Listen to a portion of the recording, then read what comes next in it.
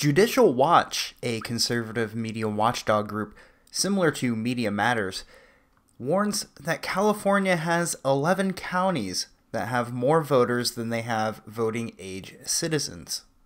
There were more total registered voters than there were adults over the age of 18 living in 11 different counties, and this included quite a bit of populated counties like Los Angeles, San Francisco, San Diego, San Mateo, and San Diego having 138% voter turnout rate is insane, especially if you consider that this doesn't reflect people who are felons or otherwise ineligible to vote.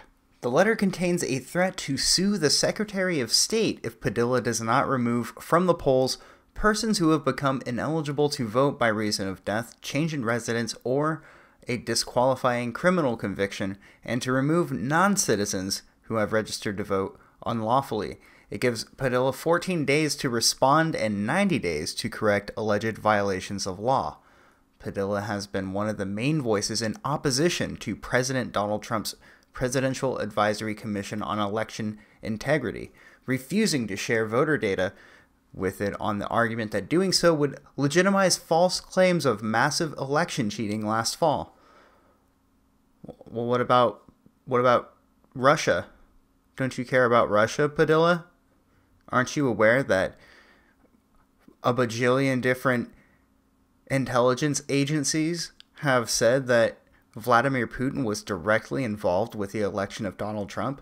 Don't you care about those patriots that dedicate their lives? Sorry, I'm going off on a tangent. A sarcastic tangent, by the way.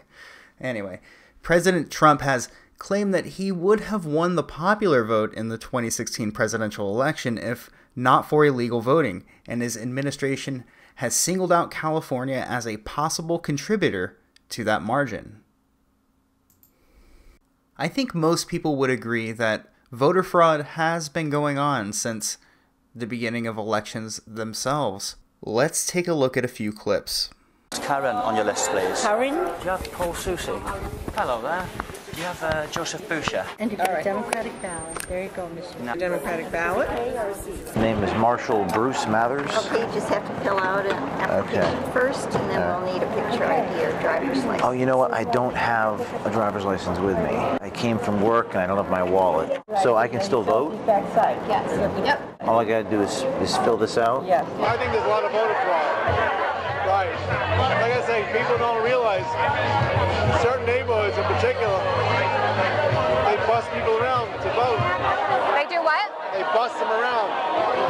They put them in a bus and they move the poll site to poll site. Like what kind of neighborhoods? Oh, I don't want to say. Oh, like minority neighborhoods, like black neighborhoods and Hispanic neighborhoods? And Chinese too. It's a very easy thing for Republicans to say, well, they're busting people in. Well, you know what? We've been busting people in to deep fucking asshole for 50 years, and we're not going to stop now. We're just going to find a different way to do it. It's the legality. Well, yeah. Because you can prove conspiracy if there's a bus. Yeah. If there are cars, it's much harder to prove. And there's enough money.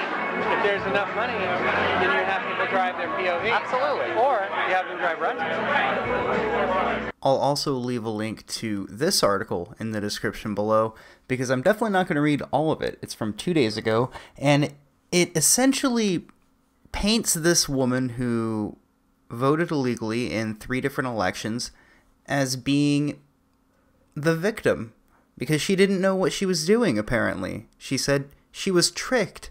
She didn't realize that checking the box, "Would you like to vote?" meant that she was registering to vote.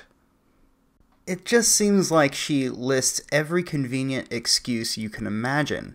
You can tell the article's attempting to tug at your heartstrings with the headline, "Grandmother deported for voter fraud leaves U.S. in tears," because we're supposed to feel bad for her, even though she voted illegally.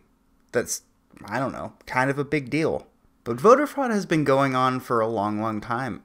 People even speculate that that's how Edgar Allan Poe ended up dying, was that he was a victim of some of the vicious practices that were going on back then, where they would just abduct people off the street and kidnap them, essentially hold them at gunpoint and say, "You will vote for my candidate," and then they would have to. The reason people thought that, it has a lot to do with his blood alcohol content and a lot of other factors, but that type of stuff did go on back then. I feel like we would be very foolish to just assume that it completely ended at some point, and that all of these dirty tactics suddenly just disappeared. Well, what happened is they got a little bit more subversive and a little bit more clever. Well, that'll be the end of this video. Let me know what you guys think about all of this in the comment section. And I wanted to quickly thank Johnathan Good for providing me with the new art, and also my patrons who make this a little bit more fulfilling to do monetarily.